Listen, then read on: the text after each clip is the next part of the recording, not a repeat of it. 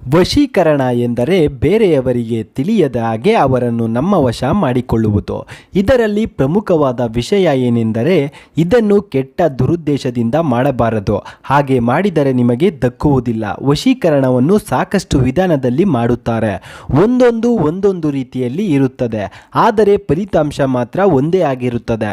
ಒಂದೊಂದು ಬಾರಿ ಬಹುಬೇಗ ಫಲಿತಾಂಶ ಸಿಗುತ್ತದೆ, ಕೆಲವೊಮ್ಮೆ ತಡವಾಗಿ ಫಲಿತಾಂಶ ಸಿಗುತ್ತದೆ.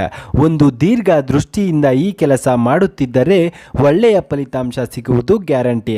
ನಮ್ಮ ಪೂರ್ವಜರು ನಿಂಬೆಹಣ್ಣಿನಿಂದ ಹೇಗೆ ವಶೀಕರಣ ಮಾಡುತ್ತಿದ್ದರು ಎಂದು ನೋಡೋಣ ಬನ್ನಿ.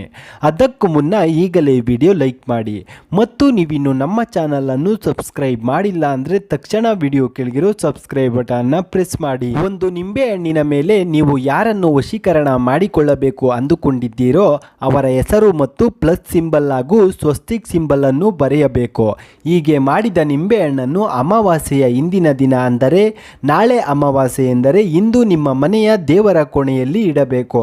ನಂತರ ಅಮಾವಾಸ್ಯೆಯ ದಿನ ಆ ನಿಂಬೆಹಣ್ಣನ್ನು 4 ಭಾಗವಾಗಿ ಕತ್ತರಿಸಬೇಕು. ಅದಾದ ನಂತರ ಮತ್ತೆ ನಿಂಬೆಹಣ್ಣಿನ ಭಾಗಗಳ ಮೇಲೆ ನೀವು ವಶೀಕರಣ ಮಾಡಿಕೊಳ್ಳಬೇಕಾಗಿರುವ ಹೆಸರು ಮತ್ತು ಪ್ಲಸ್ ಸಿಂಬಲ್ ಮತ್ತು ಸ್ವಸ್ತಿಕ್ ಅನ್ನು ಬರೆಯಬೇಕು. ಅನಂತರ ಆ ನಿಂಬೆಹಣ್ಣಿನ ಭಾಗಗಳನ್ನು ತೆಗೆದುಕೊಂಡು ಹೋಗಿ 3 ರಸ್ತೆ ಕೂಡುವ ಅಥವಾ 4 ರಸ್ತೆ ಕೂಡುವ ಜಾಗಕ್ಕೆ ಹೋಗಿ ಒಂದೊಂದು ನಿಂಬೆಹಣ್ಣಿನ ಭಾಗವನ್ನು ಒಂದೊಂದು ದಿಕ್ಕಿಗೆ ಎಸೆಯಬೇಕು. ಹೀಗೆ ಮಾಡಿದರೆ ಮುಂದಿನ ಅಮಾವಾಸ್ಯೆ ಒಳಗಡೆ ನೀವು ಯಾರನ್ನು ವಶೀಕರಣ ಮಾಡಿಕೊಳ್ಳಬೇಕು ಅಂದುಕೊಂಡಿದ್ದೀರೋ ನಿಮ್ಮ ಹಿಂದೆ ಬರೋದು ಪಕ್ಕಾ. ಈ ಮಾಹಿತಿ ಇಷ್ಟವಾಗಿದ್ದರೆ ಈಗಲೇ ಈ ವಿಡಿಯೋ ಲೈಕ್ ಮಾಡಿ, ಶೇರ್ ಮಾಡಿ ಮತ್ತು ತಪ್ಪದೆ ನಮ್ಮ ಚಾನಲನ್ನು ಸಬ್ಸ್ಕ್ರೈಬ್ ಮಾಡಿ.